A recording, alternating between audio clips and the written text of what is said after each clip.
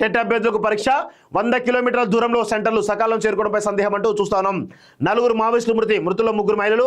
మధ్యప్రదేశ్లోని బాలాకోట్ జిల్లాలో ఎన్కౌంటర్ అంటూ చూస్తాం. సో ఛత్తీస్గఢ్ నుంచి పారిపోయినటువంటి వాళ్ళు ఎవరైతే మావోయిస్టులో తరలిపోయినటువంటి వాళ్ళు, అటు జార్ఖండ్ కావచ్చు, మధ్యప్రదేశ్ కావచ్చు, మిగతా దేశ రాష్ట్రాలలో వాళ్ళందరూ కూడా వాళ్ళపైన ఉండి కాబట్టి వాళ్ళు ఎక్కడెక్కడో మట్టు పెడుతున్న విషయం గమనిస్తా ఉన్నాం.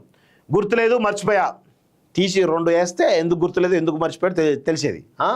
కొండా సురేఖకు 10 గండం. స్థానిక ఎన్నికల తర్వాత 10 నుంచి తప్పించే అవకాశం.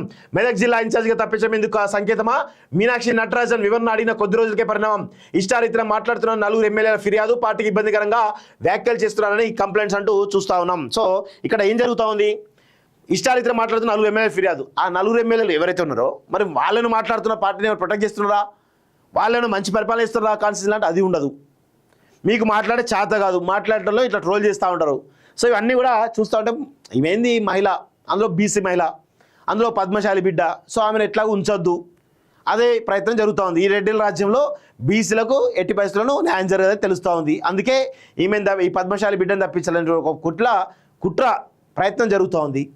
సో దానికి 4 ఎమ్మెల్యే ఎవరు ఉంటారు? వాళ్ళంతా రెడ్లే అయి ఉంటారు. ఏ పక్కన నాయ నరసింహారెడ్డి ఉంటాడు, అటు రేవూరి ప్రకాష్ రెడ్డి ఉంటాడు, అటు గంటా సత్యనారాయణ ఉంటాడు, ఇటు ఇంకొక ఎమ్మెల్యే ఉంటారు. అంతే తప్ప వేరే ఎవరు కాదు.